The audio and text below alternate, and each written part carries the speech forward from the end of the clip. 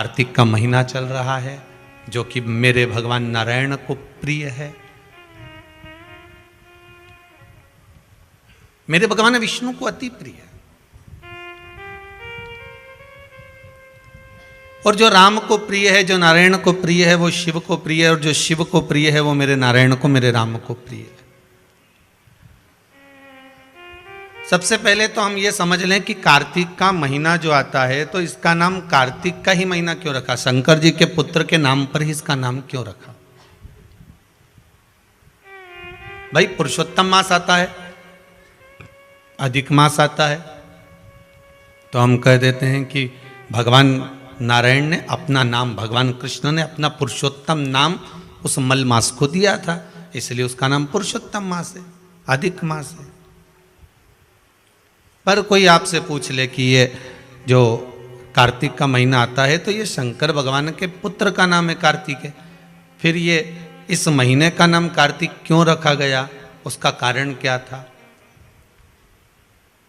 तो सर्वप्रथम इस महीने को कार्तिक मास इसलिए कहा गया क्योंकि ये वो महीना है जिस महीने में भगवान कार्तिकेय ने तारकासुर का संहार किया था।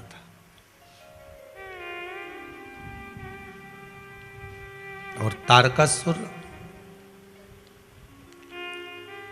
संपूर्ण ब्रह्मांड में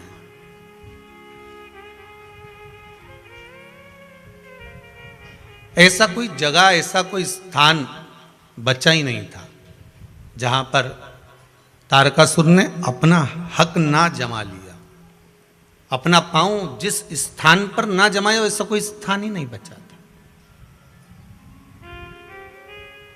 प्रत्येक जगह पर तारकासुर की एक अपनी एक छटा बिखेर कर रखी थी। एक बात आपको पहले भी कही कि था असुर, था राक्षस, पर मन में उसके शिव बसा हुआ था। मन में शंकर थे। और फिर ध्यान देना, शक्कर गुड़ चाहे दिन में खाओ चाहे रात को खाओ, शक्कर शुगर चाहे दिन में खाओ चाहे रात को खाओ, उजाले में खाओ चाहे अंधेरे में खाओ, कोई भी खाएगा वो मीठी ही लगेगी। लगेगी कि नहीं लगेगी? क्या अंधेरे में उसका स्वाद चेंज हो जाएगा? अरे बोलो तो, होगा चेंज? नहीं। दिन में अलग स्वाद आएगा क्या उस शुगर का, उस शक्कर का स्वाद अलग आएगा? नहीं। दिन में भी वही स्वाद है तो रात्रि में भी वही स्वाद है। शक्कर का स्वाद ना दिन में बदला ना रात में बदला। शुगर शुगर थी, मीठी थी, मिठास थी और वो मीठी बनी रही है। दिन में खाई तो भी वही स्वाद है, रात में खाई तो भी वही स्वाद है, उजाले में खाई तो भी वही स्वाद है और अंधेरे में खाई तो भी वही स्वाद है। उसी तरह आपका मन नहीं है, शरीर में कष्ट है, रोग है, बीमारी है, आपका मन नहीं है तो भी आप टीवी खोलकर आस्था चैनल पर कथा श्रवण कर रहे हैं, आपका मन नहीं है तो भी आप कथा में बैठे हुए हैं, आपका मन नहीं है तो भी आप शिव जी के मंदिर जा रहे हैं, आपका मन नहीं है तो भी आप व्रत कर रहे हैं, आपके शरीर में कष्ट है इसके बाद भी आप भगवान की भक्ति धारण कर रहे हैं, तो भी आप भगवान के भजन में लगे हुए हैं। तो ये विश्वास मानकर चलना कि भले दिन में खाओ चाहे रात को खाओ, शक्कर शक्कर होती है, मिठास मिठास होती है। उसी तरह तुम बेमन से शिव की कथा सुनो चाहे मन से शिव की कथा सुनो, कथा कथा होती है, उसका फल मिलता जरूर है, वो फलती जरूर है। उस कथा का फल, उस कथा का जो रस तत्व है, उसका जो स्वाद है वो आपको प्राप्त जरूर होगा।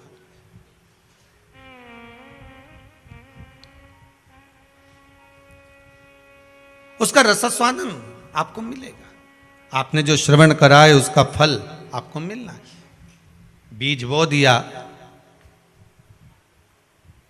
और बीज बोया भूमि के अंतर्गत, उसके बाद उसमें पानी का सिंचन दे दिया, एक बार दो बार, फिर उसने जड़ जो पकड़ी है उसके बाद उसमें जो फल लग रहा है वो वही जान सकता। आपने तो केवल एक फल को बो दिया था, लगा दिया था, फिर उसके बाद में वो अपने आप पनपता गया, लगता गया, लगता गया। आप सब जानते होगे, बड़े बड़े घने घने जंगल में आप जाते हैं, बड़े बड़े जंगलों में जब जाते हैं तो वहाँ कौन पानी देने आता है? वहाँ जंगल में कौन पानी देने गया, कौन बीज बोने गया, कौन गया वहाँ कि यहाँ पानी डालना है या बीज बोना है? फिर भी इसके बाद भी वहाँ वृक्ष लगे हुए हैं, बड़े बड़े फल लग रहे हैं, कहीं आंवला लग रहा है, कहीं आम लग रहा है, कहीं कुछ लग रहा है, कुछ ना कुछ प्राप्त हो रहा है, कहीं सीताफल लग रहा है, कहीं फल लग रहा है, कहीं राम फल लग रहा है, कहीं सैतूत लग रहा है, कुछ ना कुछ उसमें लग रहा है। ना किसी ने पानी डाला, ना किसी ने बीज डाला, उसके बाद भी कहीं से कोई आया था, खाकर पटक गया और वो लग गया। उसी तरह मन नहीं है तो भी अगर भगवान की कथा का रसास्वादन कर रहे हो, चित्त नहीं है इसके बाद भी अगर भगवान की कथा को श्रवण कर रहे हो। आज किसी ने एक प्रश्न भेजा है व्हाट्सएप पर, गुरुदेव एक बात बताइए कि जैसे दिवाली आ गई है, हम दीपावली का काम करेंगे और दीपावली के समय पर हम दुकान पर बैठेंगे और कथा भी थोड़ी थोड़ी सुनना है। मान लो हमारा मन कथा में, अब टीवी हमने लगा ली दुकान के अंदर, दुकान में टीवी चल रही है और हम काम में लगे हुए और कथा नहीं सुन पाए, उसका कोई फल मिलेगा कि नहीं मिलेगा? तो वो भी यहाँ शिव महापुराण में वर्णन कर रही है, वो भी कह रही है कि शक्कर रात को खाई चाहे दिन में खाई, पर मीठी की मीठी है। अंधेरे में खाई चाहे उजाले में खाई, वो मीठी की मीठी है। उसी तरह आपके यहाँ टीवी चल रही है, आस्था चैनल पर शिव महापुराण की कथा चल रही है, वो कथा अपना काम करेगी, तुम अपने कर्म में लीन रहिए, कर्म करते रहिए, वो अपना काम कब कर जाएगी ये आपको मालूम ही नहीं पड़ेगा। वो कथा कब क्रम करके चली जाती है उसका मालूम नहीं पड़ता। तारकासुर था राक्षस, असुर था। जब तारकासुर को आते हुए देखते थे तो ब्रह्मदेव खुद भी चले जाते थे, ब्रह्मा जी सामने खड़े नहीं होते थे। तारकासुर को आते हुए देखते थे तो भगवान विष्णु भी वहां से चले जाते थे।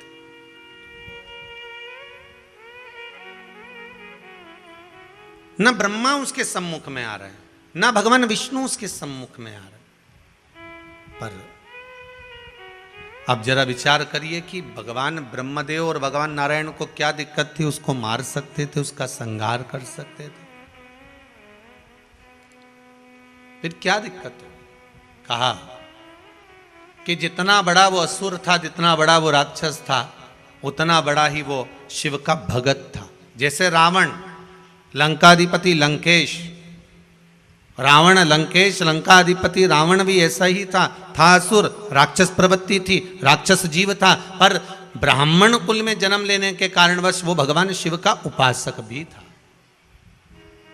और शिव भक्ति में डूबा हुआ है। शंकर का गुणगान वो कर रहा है, दिन रात प्रतिदिन भगवत शिव की स्मरण में डूबा रहता था।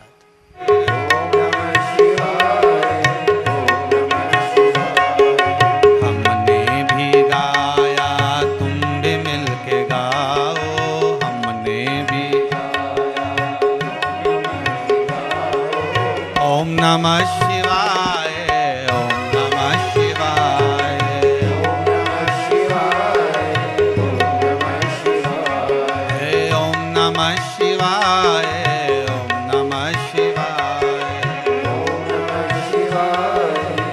नमः शिवाय। भगवान की कथा कह रही है, भाव शुद्ध हो। आप जिस भाव से श्रवण कर रहे हो वो कैसा भी आपका भाव हो। तारकासुर का स्वरूप है राक्षस, पर भीतर मन में शिव तत्व समाया, भीतर शिव तत्व है। अच्छा, मनुष्य के भीतर शंकर है, इसको पहचानोगे कैसे? चलो आज बहुत विचित्र कथा निकली है तो वो भी अपन सुनी लें।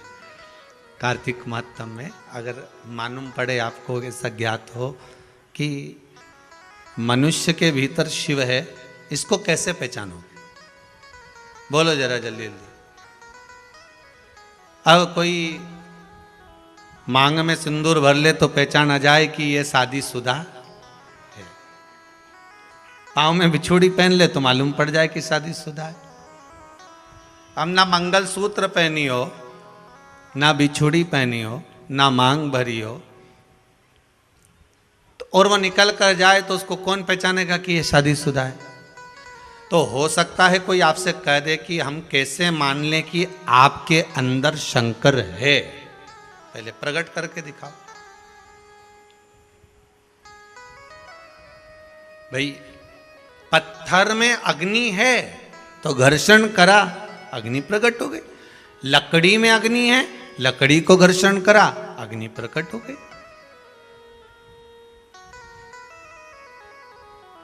शरीर में अग्नि तत्व है, घर्षण करा, हथेली गर्म हो गई।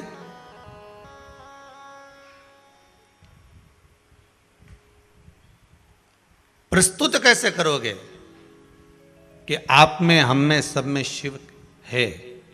उसको प्रकट कैसे करोगे? उसको सामने प्रस्तुत कैसा करा जाए?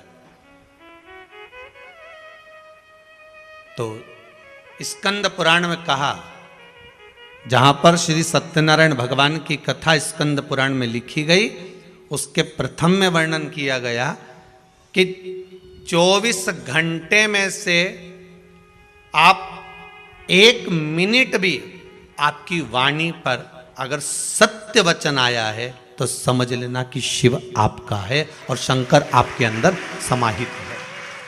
24 घंटों में से केवल 1 क्षण भी आपकी जिह्वा पर सत्य आ गया तो समझ लेना कि शिव प्रगटा। सत्य तो होगा, मतलब शिव तत्व प्रत्येक जीव के अंदर है, प्रत्येक मानव के अंदर। चलाचर, जलचर, थलचर, वायुचर, जितने जितने हैं उसमें सब में प्रकट है। मुख में हो राम नाम, राम सेवा हाथ में, तू अकेला नहीं प्यारे, राम तेरे साथ। हृदय पर भगवान शिव का नाम,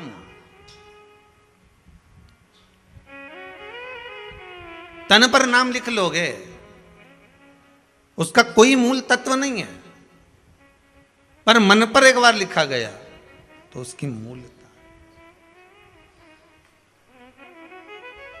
ताड़कासुर और रावण, कंस, ये जितने भी हुए, इन सब को देख लीजिए, किसी के शरीर पर भले राम नहीं लिखा था, रावण के शरीर पर कहीं विष्णु भगवान का नाम नहीं था, देवाधिदेव महादेव का नाम नहीं था, तारकासुर के शरीर पर कहीं भगवान शिव का नाम नहीं था, पर भले ये ऊपर से राक्षस थे, नाम भले ना लिखा था, पर भीतर आत्मा में तो शिव था, भीतर तो शंकर था।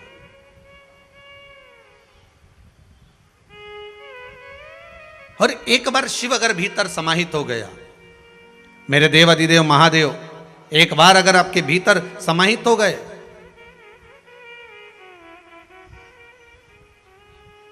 एक बार आपके हृदय में अगर आकर बैठ गए, तो फिर वो चित्तवृत्ति कहीं जा ही नहीं सकती कि खानो नहीं भावे मन, पीनो नहीं भावे रे, दौड़ दौड़ मन सत्संग जावे रे, कि मैं तो हरि की दीवानी ऐसी हो गई रे, सपनों में आवे मारा सांवरिया।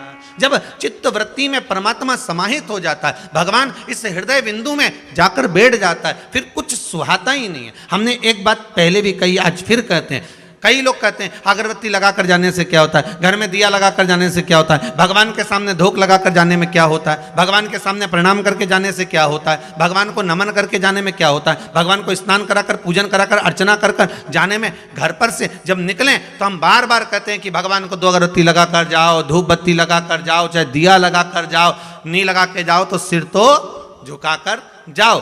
भगवान के सामने एक बार उसके सम्मुख में पहुंचकर, तुम्हारे घर में जो छोटा सा मंदिर हो, तुम्हारे घर में जो छोटा सा शिवलिंग हो, तुम्हारे घर में जो ठाकुर जी हो, लड्डू गोपाल हो, कृष्ण हो, राधा हो, जो भी तुम्हारे घर में विराजमान है, कम से कम उसके सामने एक बार पहुंचकर इसके बाद जाओ।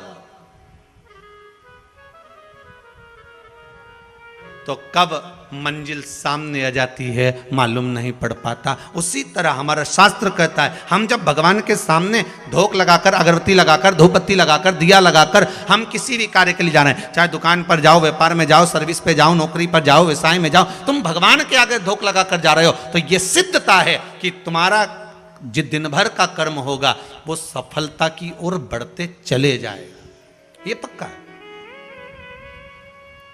विश्वास, आप आए, भगवान के प्रति आपका भाव जागृत हुआ, आपने नमन किया, केवल यहीं से मतलब नहीं, हम तो कहेंगे कि प्रतिदिन अगर आप भगवान के सम्मुख से आप निकल कर जा रहे हैं, किसी कार्य के लिए जा रहे हैं, तो भगवान को नमन कर कर जाइए, उससे नयन मिलाकर जाइए। कैसे भी जपो, घर से निकलते समय, अपने भवन से निकलते समय एक बार भगवान का दर्शन कर कर निकलो। घर में जो मंदिर हो, देवालय हो, पूजन का स्थान हो, उसको प्रणाम कर कर निकलो।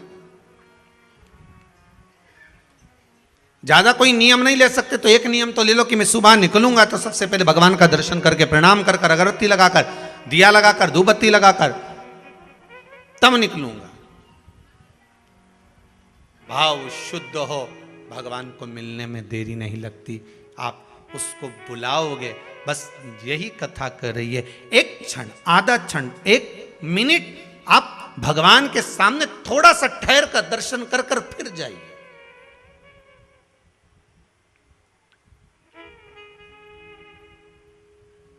दो मिनट हम भगवान का दीदार, हम भगवान का दर्शन क्यों ना कर ले।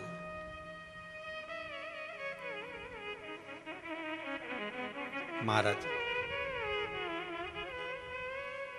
षडानंद कार्तिकेय जी की धर्म पत्नी देवसेना, देखिए शिव महापुराण में कार्तिकेय जी के विवाह का कोई प्रसंग नहीं है। इसमें तो लिखा है कि कार्तिकेय बाबा ब्रह्मचार्य व्रत का पारण करें, पर ब्रह्मवेत्ता पुराण के अंतर्गत लिखा है कि कार्तिकेय महाराज की दो धर्म पत्नियां थी, देवसेना और वल्ली देवी। ब्रह्मवेत्ता पुराण में लिखा है कि कार्तिकेय बाबा की दो धर्म पत्नियां थी, एक था देवसेना, दूसरी वल्ली देवी, पर शिव महापुराण में नहीं लिखा। तो कोई कहे कि गुरुदेव आप बोल रहे हैं कि कार्तिकेय जी की धर्म पत्नी थी, तो शिव महापुराण में नहीं लिखा, फिर कहेंगे ब्रह्मवेत्ता पुराण में लिखा। तो कार्तिकेय जी की जो धर्म पत्नी थी देवसेना, एक बार उसने भी कार्तिकेय बाबा से षडानंद जी से प्रश्न कर लिया था।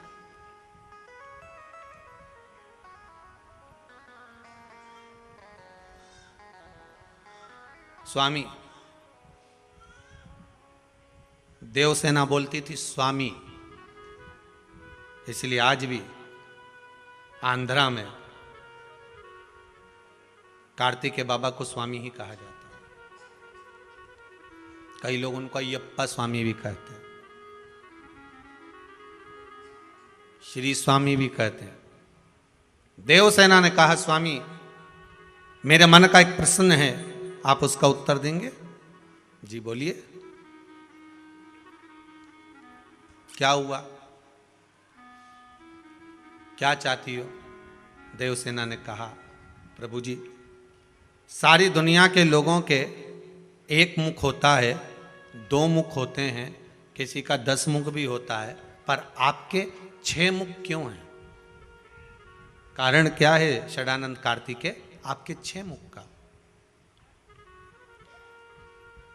भगवान कार्तिकेय महाराज ने अपनी धर्म पत्नी देवसेना से कहा, देवसेना सुनो, मेरे 6 मुख ये मुझे गंगा जी की देन है।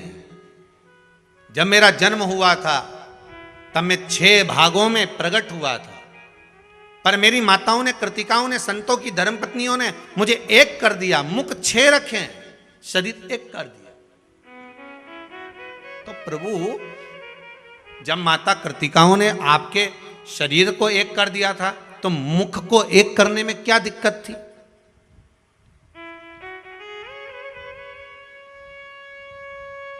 जब शरीर एक कर दिया है तो मुख को एक करने में क्या दिक्कत है?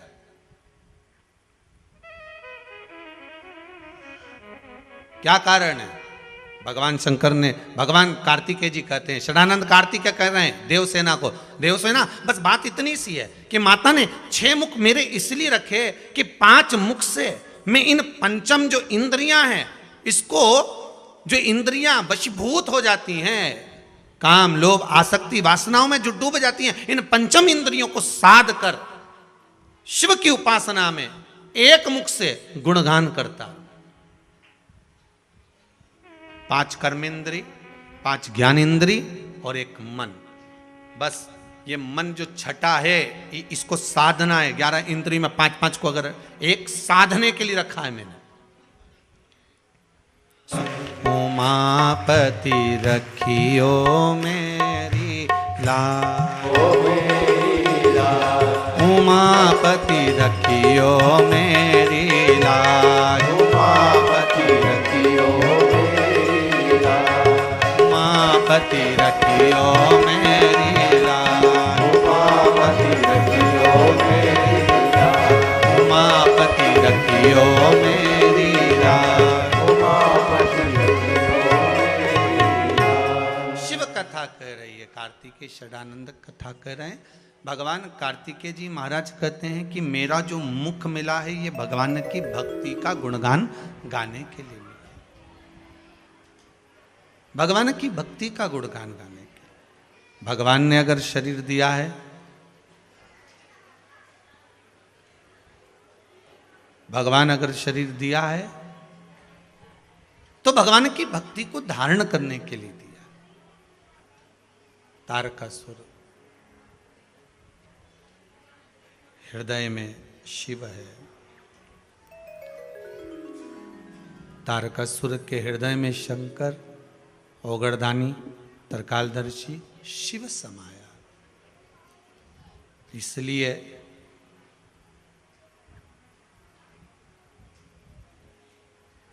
कार्तिक के महीने में ये जो कार्तिक का महीना का नाम पड़ा है, ये तारकासुर का संहार किया था श्री कार्तिकेय महाराज ने।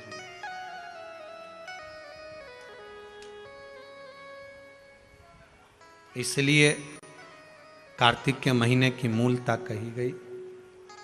कोई साधारण व्यक्ति का संहार नहीं करा है।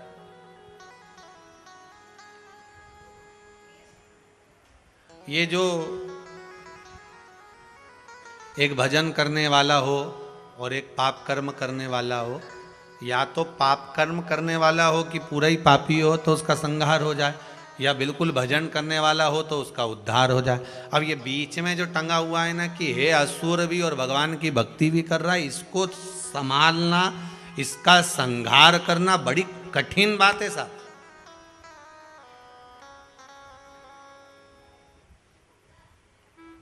राक्षस होकर भी भगवान का भक्त है तो भगवान उसको मिलेगा जरूर। रावण शंकर का उपासक थे, रावण राक्षस थे, पर भगवान की भक्ति उसके भीतर थी, इसलिए मारने राम जी को आना पड़ा। तारकासुर भी राक्षस था पर भगवान की शिव की भक्ति थी, इसलिए मारने शिव के पुत्र आए। कोई साधारण नहीं आ सकता।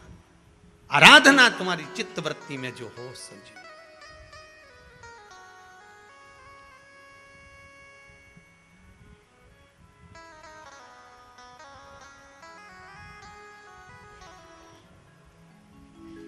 तारकासुर का संहार शिव भगवान शंकर के पुत्र कार्तिकेय ने करा। कार्तिकेय ने संहार करा तो भी माता पार्वती जी ने कह दिया था इसके हृदय में शिव बैठे हैं, अगर कोई बाण छोड़े भी तो हृदय में नहीं लगना चाहिए। ध्यान रखना इस बात का। जी मां, बिल्कुल ध्यान रखूंगा। और युद्ध हुआ, इसीलिए कार्तिक का नाम कार्तिकेय मास इस कार्तिक महीने का क्यों पड़ा? क्योंकि कार्तिकेय जी ने जब संहार करा, तारकासुर के पूरे शरीर पर बाण छोड़े गए, सारे शरीर का संहार किया गया, सारे शरीर पर बाण छोड़े गए, पर तारकासुर के हृदय में बाण नहीं छोड़ा गया, क्योंकि उस हृदय में शिव समाया था और शिव के हृदय में राम समाया था, मेरा नारायण समाया।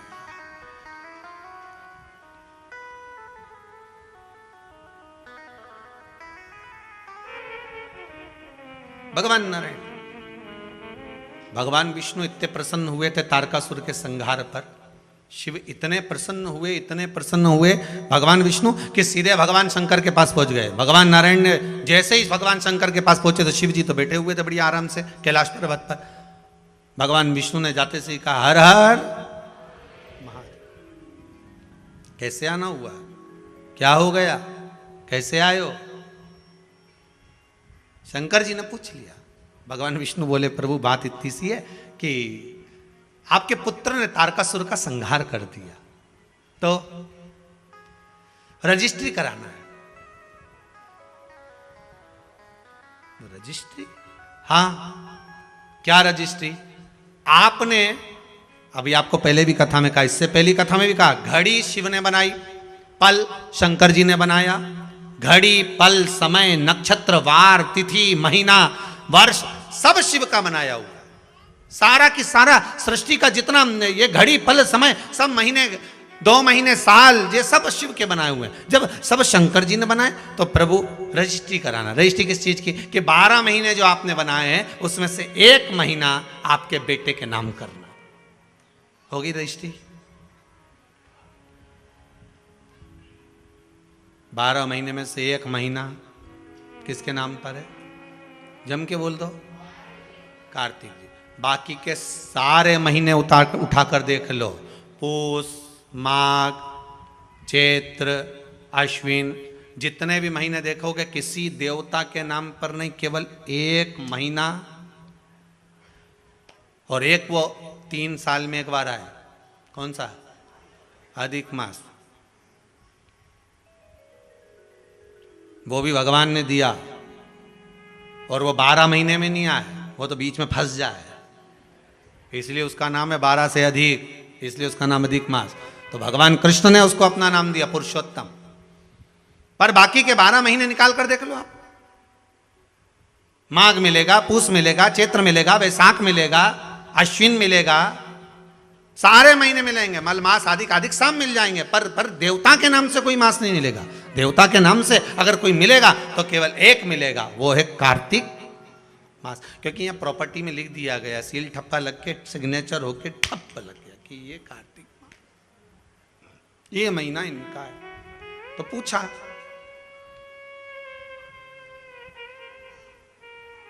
कि ये दुनिया के लोग कार्तिक के महीने में तारा स्नान क्यों करते हैं? कौन सा स्नान? तारा स्नान। तारा स्नान का मतलब मालूम है? जम के बोलो, है? तारा स्नान का मतलब क्या है? अंधेरे में स्नान, मतलब सूर्य का प्रकाश आए उससे पहले ब्रह्म मुहूर्त में सुबह सुबह स्नान कर लेना। तो तारा स्नान का मतलब कार्तिक महीने में क्यों वर्णन किया गया, तो उसकी भी एक कथा है महाराज, बड़ी सुंदर चरित्र है। एक बूढ़ी माँ थी, रोज प्रतिदिन तारा स्नान करती थी, उसका नियम था, प्रतिदिन तारा स्नान करती थी।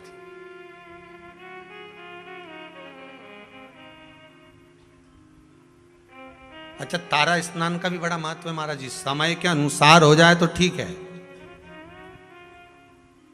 थोड़ा और रात्रि के पहुंच गई तो कथा है श्रीमद् भागवत में श्री नंदराय जी की। नंदराय जी स्नान करने चले गए यमुना जी के जल में, जाना था ब्रह्म मुहूर्त में, रात्रि के 4थे पहर में पहुंच गए, ध्यान नहीं रहा। इनने तो अपने जैसे कई बार हो जाती गलती कि नहाना ही तो है, थोड़ा और जल्दी चल चलो, और जल्दी चल चलो, और जल्दी चल चलो। तो इनने क्या करा, बोरिया बिस्तर बांधा और गई ने नर्मदा जी में आधी रात के नहा ली। अब आधी रात के नर्मदा जी में नहाई और विचार, तो हमारे यहाँ हर चीज का एक समय बताया गया। हमारा शाही स्नान होता है तो भले वो शाही स्नान का महत्व है कि इतनी वजह से होगा, ब्रह्म मुहूर्त में होगा, ये रथ आएगा, ये ऐसा होगा, वो होगा, तो उसमें रात भर का स्नान का नहीं कहा गया कि तुम पूरी रात नहाते रहो। हाँ, ये हमारा महत्व है कि हम जाएं नहाएं, वो अपनी एक बात। वैशाख का स्नान कहा गया तो भी उसका महत्व बताया गया।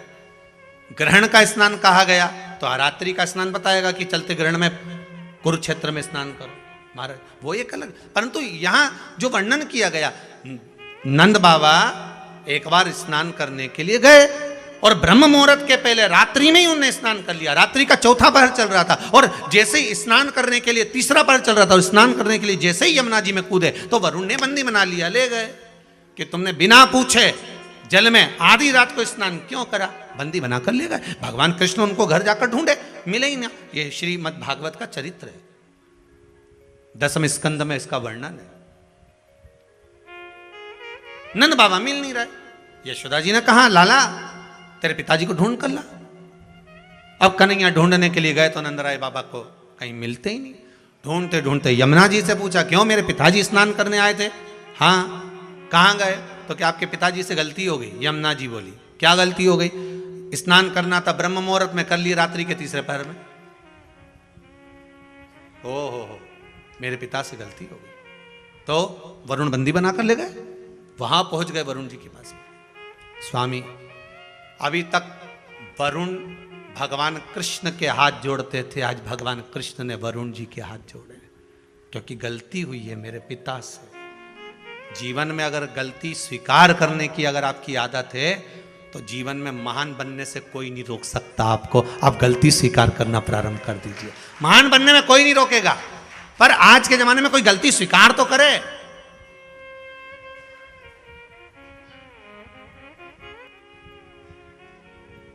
बूढ़ी मां जाए, स्नान करे, आए,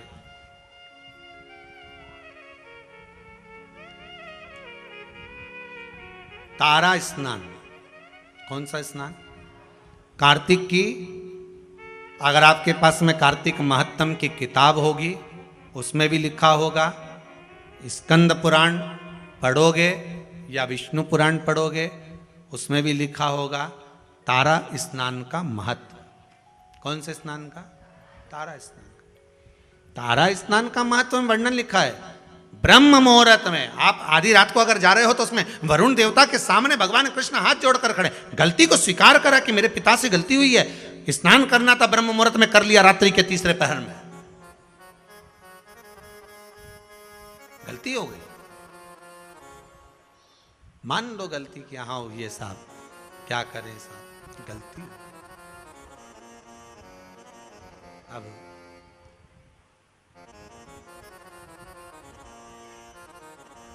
वरुण जी गलती तो हो गई, पर इतना जरूर है अब मेरे पिता से कभी गलती नहीं होगी, आप उनको मुझे वापस दे दीजिए। वरुण जी ने नंद बाबा को वापस दे दिया। गलती हो गई।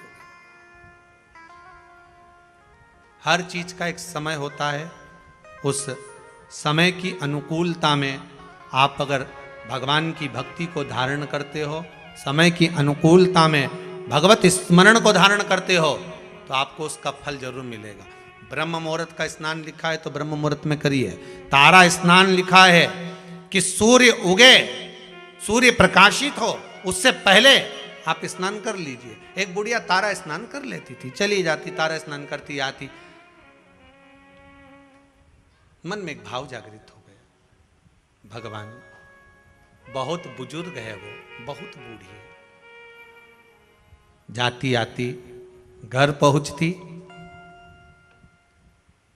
भगवान भी ऐसी कृपा करते कि ये बूढ़ी मां तारा स्नान कर कर आती और भगवान इसके लिए खिचड़ी का कटोरा भरकर रख देते।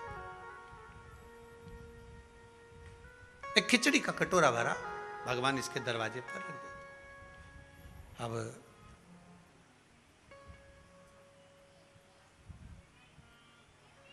खिचड़ी के कटोरे को बूढ़ी मां के सम्मुख में रखा। माई कटोरा उठाया, भगवान को भोग लगाती, भगवान का दिया हुआ पात्र था उसी से पा लेती।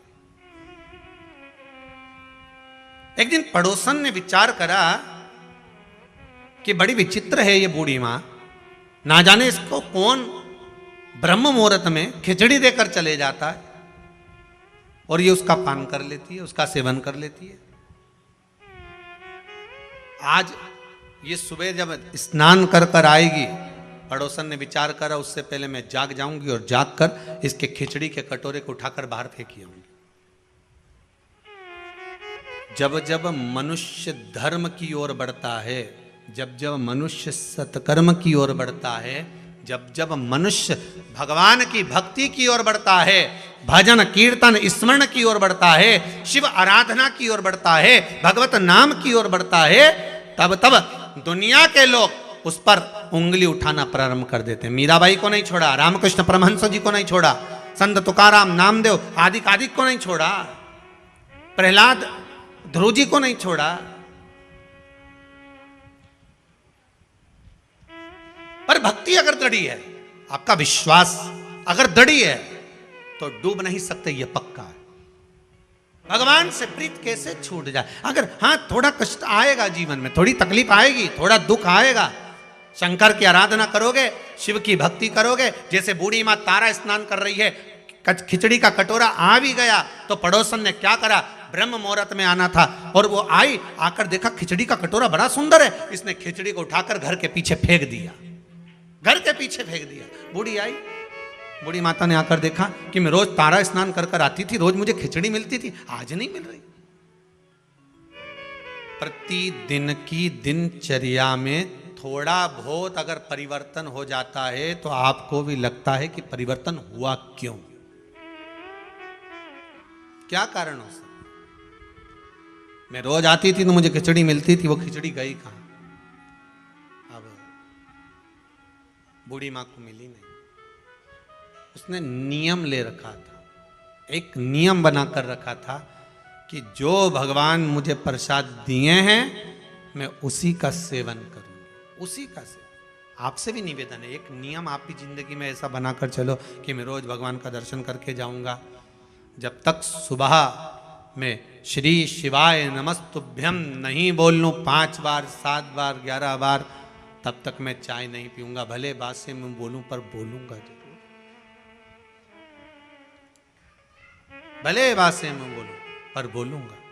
श्री शिवाय नमस्तुभ्यम, अगर भोजन करूंगा तब मैं श्री शिवाय नमस्तुभ्यम जरूर बोलूं। एक नियम कोई सा भी बना लो, उठूंगा तो बोलूंगा, या भोजन करूंगा तब बोलूंगा, या मैं स्मरण करूंगा भगवान के कोई भी कार्य के लिए जाऊंगा तो मैं श्री शिवाय नमस्तुभ्यम या पंचाक्षर मंत्र ओम नमः शिवाय राम कृष्ण जो तुम्हारी मर्जी पड़े वो बोलूंगा। एक बड़ा सुंदर भाव पहले सुनने को मिलता था, आजकल तो कम मिलता है, कि जग में सुंदर हैं 2 नाम। महाराज बड़ा सुंदर भाव का, जग में सुंदर हैं 2 नाम, चाहे कृष्ण कहो चाहे।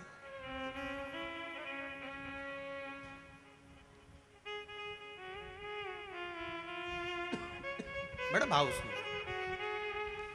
बोलो राम राम राम बोलो श्याम।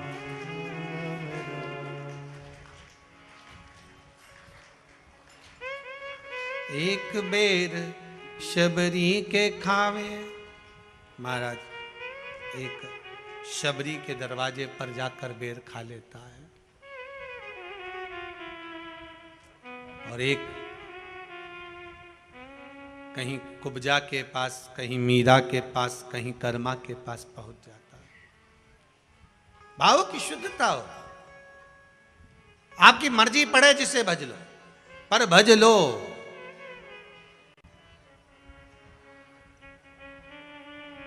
तुम्हारी मर्जी पड़े उसका स्मरण कर लो, पर करो, एक नियम बना लो। श्री शिवाय नमस्तुभ्यम, अच्छे से बोलो एक बार प्रेम से, श्री, अरे साथ में बोलो, श्री शिवाय नमस्तुभ्यम। एक बार फिर से बोलिए, श्री शिवाय नमस्तुभ्यम। तुम्हारा मन पड़े वो भज लो, पर भजो। वो कहते हैं ना, पानी वही पीते हैं जिनको प्यास लगती है, शिव का नाम वही लेते हैं जिनको विश्वास लगती है। विश्वास होगा तो शिव सम्मुख में प्रकट हो जाए सामने। कितने कितने पत्र आप लोग भेजो, सब विश्वास के ही पत्र हैं सारे। अगर पढ़ें सारे विश्वास के पत्र मिलेंगे, एक एक पत्र में आपका विश्वास जुड़ा हुआ है, एक एक पत्र में केवल विश्वास, केवल आपका भरोसा है और उसके सिवाय कुछ।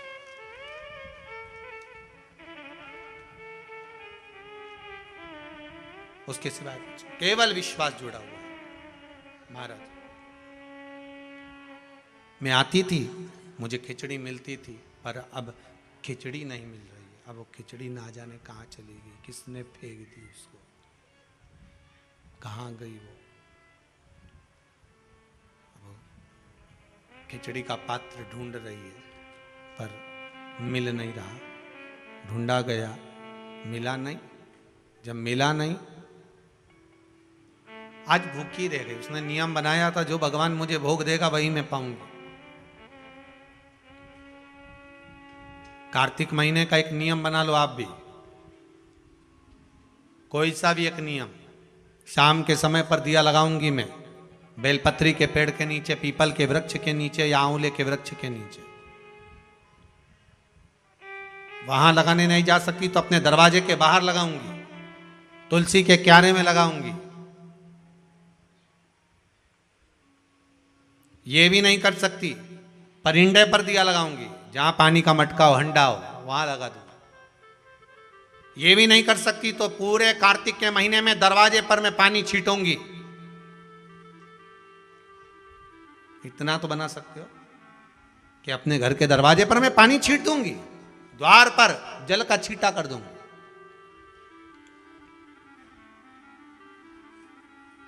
ये भी नियम ना बने तो मैं प्रतिदिन ठाकुर जी को एक तुलसी का दल समर्पित कर दूं। तुलसी का दल। किसी भी महीने के अंतर्गत प्रसंग में आपने नहीं सुना होगा कि भगवान विष्णु और भगवान शंकर का मिलन हुआ, पर कार्तिक महीने की बैकुंठ चतुर्दशी का दिन एक ऐसा होता है जिस दिन शंकर और शिव, शंकर भगवान और भगवान विष्णु का मिलन होता है। एक बात आपको पहले भी कही, सारी दुनिया की दिवाली देखना और उज्जैन महाकाल के उस पावन नगरी में हरिहर मिलन देखना। कहां पर? जम के बोलिए जरा। उज्जैन महाकाल की नगरी में हरिहर मिलन देखना। सारी दुनिया में जितने, पूरी पृथ्वी पर जितने फटाके दिवाली पर छूटते होंगे, उतने फटाके उज्जैन नगरी में हरिहर मिलन के दिन छूटते होंगे। उतने फटाके कि आज शंकर और भगवान हरि का, मेरे ठाकुर का, मेरे राम का, मेरे कृष्ण का, मेरे गोपाल का मिलन हो रहा है। आज महाकाल राजा मेरे भगवान नारायण से मिलने के लिए आए हैं। और एक बात और अच्छे से कह दे, जितने फटाके दीपावली पर छूटते होंगे, उतने फटाके उससे ज्यादा भगवान शंकर और नारायण के मिलन पर छूटते हैं बैकुंठ चतुर्दशी पर। और जितने फटाके बैकुंठ चतुर्दशी पर उज्जैन महाकाल की नगरी में गोपाल जी और महाकाल के मिलन पर छूटते होंगे, उससे ज्यादा फटाका जिस दिन भक्त और भगवान मिलता होगा उतने छूटते होंगे। उससे ज्यादा फटाके तब छूटते हैं जब एक भक्त का मिलन भगवान से होता है। एक निर्मल मन का जीव जब परमात्मा से मिलन करने के लिए जाता है।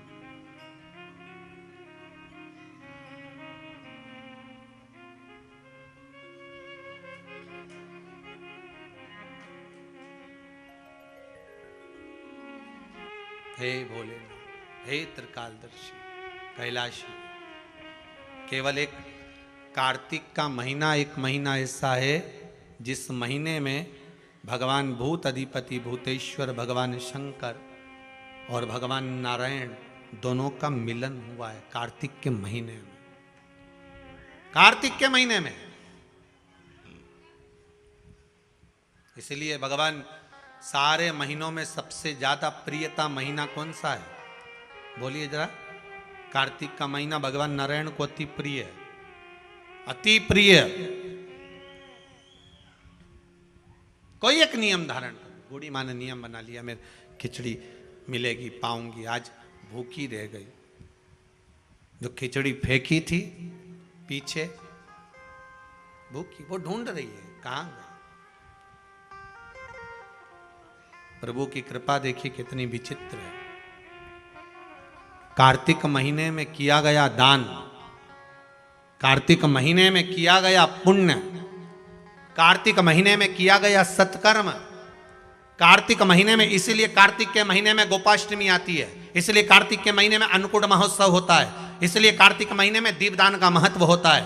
कार्तिक के महीने में दान पुण्य की मात्रा बढ़ जाती है, दान की मात्रा बढ़ जाती है, पुण्य की मात्रा बढ़ जाती है, सत्कर्म की मात्रा बढ़ जाती है, भजन की मात्रा बढ़ जाती है। और दोनों यजमानों को बहुत बहुत धन्यवाद कि आप कार्तिक के महीने में कार्तिक महत्तम शिव महापुराण की कथा जनमानस को श्रवण करा रहे हैं। पूरा विश्व सुन रहा है इस पावन कथा को 2 बजे से 5 बजे तक।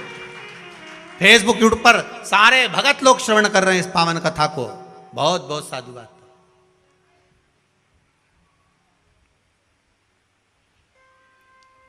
और हम तो आप सबसे निवेदन करेंगे, आप अगर कुबेरेश्वर धाम में आए हो तो प्रयास करा करो कि कार्तिक महीने में जो आंवले के वृक्ष हैं कुबेरेश्वर धाम के, इनके नीचे एक दीपदान हो जाए। कार्तिक महीने में आए हो तो प्रयास कर कर आने वाले जो भी आया करें, कुछ नहीं तो एक घी की डब्बी ले आए, बाती ले आए, दिया लगा गए। पर आप यहाँ नहीं आए तो जहाँ हो वहाँ बेलपत्री के पेड़ के नीचे या आंवले के नीचे या पीपल के नीचे दिए का महत्व, कल कथा में उसका वर्णन लेंगे अपन। जड़ की महत्वता जो बोला है वो सुनते हुए चलेंगे। बहुत आज पहला दिन है इसलिए कार्तिक महत्तम को आगे बढ़ाते हुए चलना।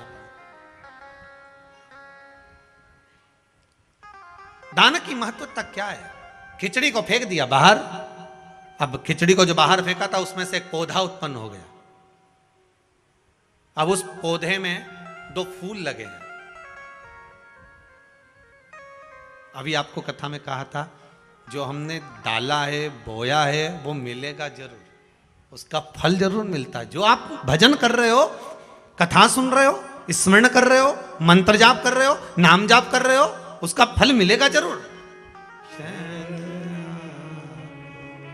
हे बाबा, दुख भारी है, समस्या बड़ी बहुत विकट है, पर मैं जानती हूं कि मेरा शंभु मेरे निकट है। बहुत कष्ट है इस जीवन में, बहुत कष्ट। संसार में आए हो तो समस्या जरूर होगी। अगर पृथ्वी पर जन्म लिया है तो हर व्यक्ति के जीवन में समस्या रहेगी। पर पृथ्वी पर जन्म लिया है तो जैसे हर व्यक्ति के जीवन में समस्या है, उसी तरह हर समस्या का हल भी देव अधिदेव महादेव है। हर समस्या का हल शंकर शिव है, औगड़दानी, त्रिकालदर्शी, कैलाशी, अविनाशी। हर समस्या। महाराज 2 फूल लग गए, उस फूल को वहां का राजा निकल कर जा रहा था, बड़े सुंदर फूल दिखे उसको। 2 फूल कितने अच्छे लगे। अपने रथ को रुकवाया, जाओ दोनों फूल तोड़ कर लाओ। फूल तोड़ कर ला। राजा के घर में संतान नहीं थी, एक भी औलाद नहीं थी, कई वर्ष निकल गए थे। 2 फूल लाए, वो फूल राजा लेकर गए, अपनी रानी को दिया। शादी के 34 वर्ष हो गए थे पर संतान नहीं थी। कभी कभी आश्चर्य होता है, कहीं कहीं पहाड़ों पर जाकर देखा तो पत्थर में भी वृक्ष लग रहा है, पत्थर में भी फूल खिल रहा है, पत्थर में भी पौधा लगा है। अब सोचने वाली बात है कि पत्थर है, चारों तरफ कहीं मिट्टी नहीं दिख रही, तो इसमें पौधा कहां से आ गया?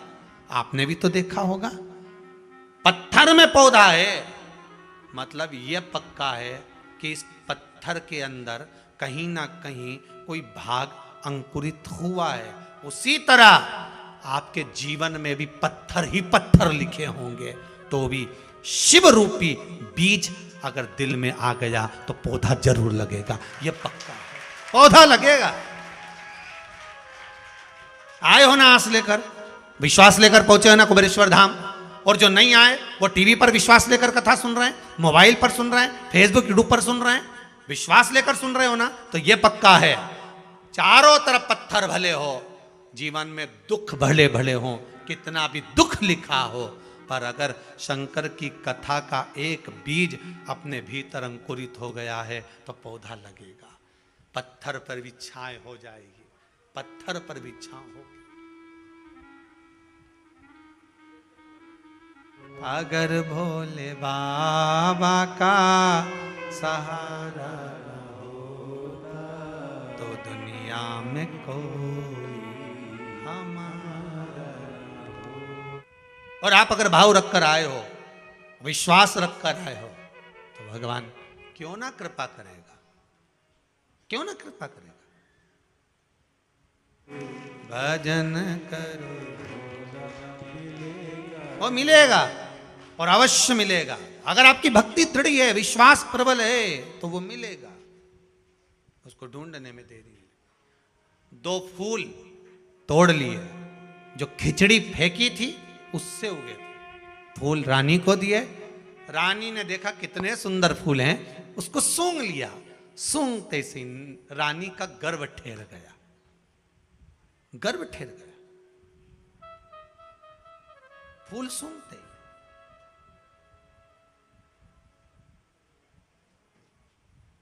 गर्व ठेरा।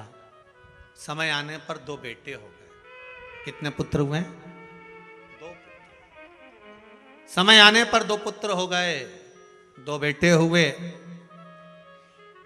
अब वो दोनों बेटे राजभवन से निकलकर रोज जाते।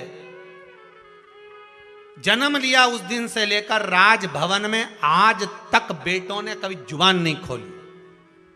15-15 साल के हो गए पर बेटे बोल नहीं पाते थे। निपट गूंगे कहते थे लोग इनको, कि बोलते नहीं है, गूंगे हैं। ये दोनों बेटे वन में गए मृगा करने के लिए, हिरण मारने के लिए, कोई जीव को मारने के लिए मृगा। वहीं पर बुढ़िया बैठी थी। जिस दिन से कार्तिक का महीना पूरा निकल गया था, उसके बाद भी उसकी वो खिचड़ी भूल नहीं पाई थी कि मेरी एक दिन की खिचड़ी और मेरा कटोरा कहाँ गया, कहाँ गई खिचड़ी, कहाँ गया कटोरा। दोनों बालक जाते जाते बोले, ये रही खिचड़ी, ये रही कटोरा, कहाँ गई।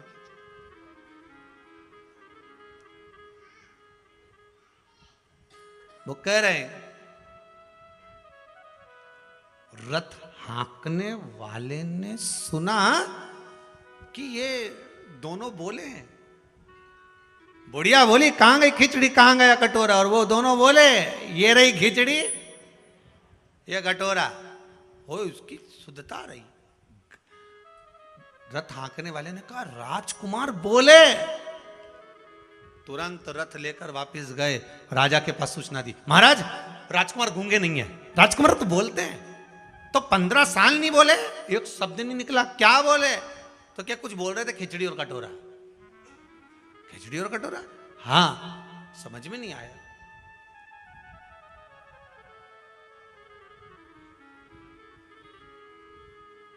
कितना भी सत्य को छुपाया पर सामने आ गया। सत्य छुपता है नहीं।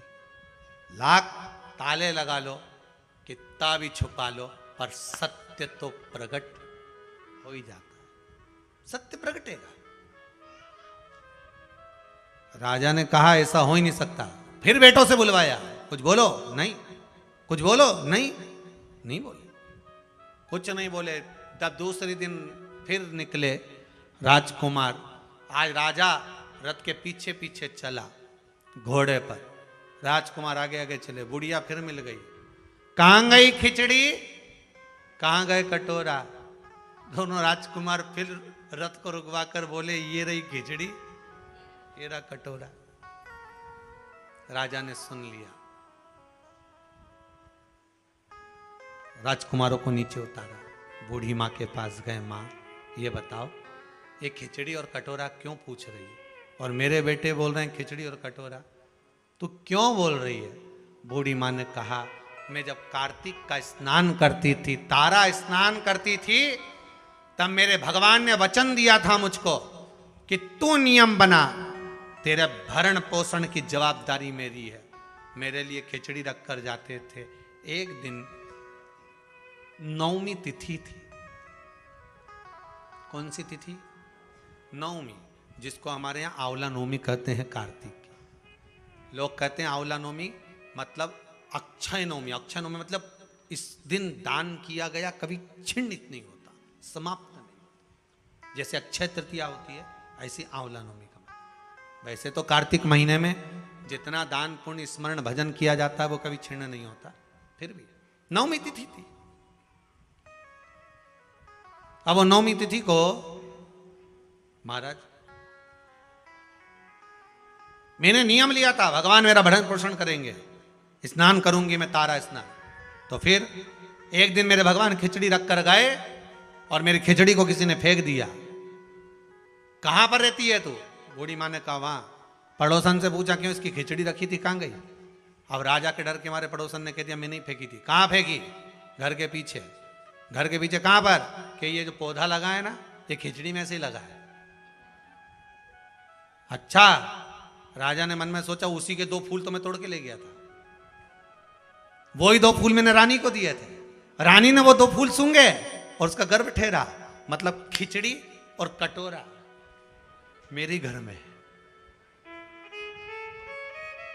जो भगवान ने दिया था। बूढ़ी मां ने दोनों पुत्रों को गोदी में लेकर हृदय से लगाया। बेटा, मुझे क्या मालूम था कि खिचड़ी का प्रसाद जो मैं खा रही हूं, जो मिल रहा है, मेरे जीवन को क्या सुख देगा। मंदिर का थोड़ा सा प्रसाद भी हमारे जीवन को सुख दे दे। अब तुम बोलना प्रारंभ करो, इस संसार के लोगों की सेवा में लग जाओ, क्योंकि तुम राजा के पुत्र हो। बूढ़ी मां से कहा, आप अगर राजभवन में रहोगी तो हम सेवा का भाव अंकित करेंगे, तो हम सेवा करें। कहां वो सतयुग की कथा को लेकर आए, वचन दिया भगवान ने। तो वो दोनों राजकुमार कोई और दूसरे नहीं थे, वो मेरे कृष्ण और बलराम ही थे।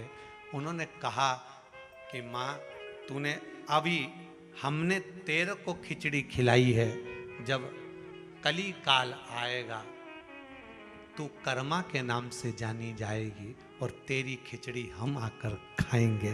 तू कहेगी वो कर्मा, तेरी खिचड़ी हम आकर। तो भगत लोगों ने गाया, थाली भर के लई रे खिचड़ो, अरे ऊपर घी की बाट की, और जीमो म्हारा श्याम धनी, जिमावे बेटी जाट की, जिमावे बेटी जाट की। बार बार मंदिर में चढ़ती, बार बार पट खोलती, कैया कौनी जी मेरे मोहन, कड़ली कड़ली बोलती, कड़ली कड़ली बोलती।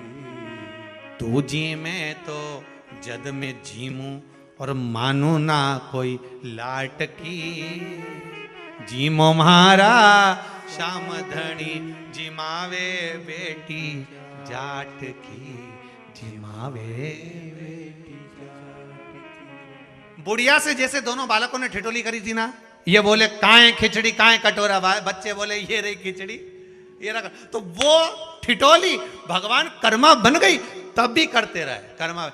पर दो भूल गई सांवरिया, पर दो फेर लगायो जी, और 36 कली का लहंगा, घांगरिया की ओट बैठ कर शाम खींचड़ो आयो जी। अब बताओ किसने अपने लहंगे की ओट में भगवान को खिलाया होगा? पर कर्माबाई ऐसी थी जो 36 कली का लहंगा पहनती थी। पहले की माताएं पहनती थी ऐसा जोरदार लहंगा, जहां बैठे एक बार धम्म से बैठे तो आसपास की धूल साफ। आज के जमाने में भी माताएं लहंगा पहनती है, जहां से निकल के जाती वहीं की डिस्पोजल साफ, लहंगा इतना बड़ा कि सब साफ। ये भक्ति है, ये भाव है जो प्रकट। कार्तिक मास का नाम कार्तिक मास इसलिए पड़ा क्योंकि भगवान स्वयं इसमें प्रकट हो गए, भगवान स्वयं फल देगा। ऐसी पुनित पावन कार्तिक महत्तम शिव महापुराण की कथा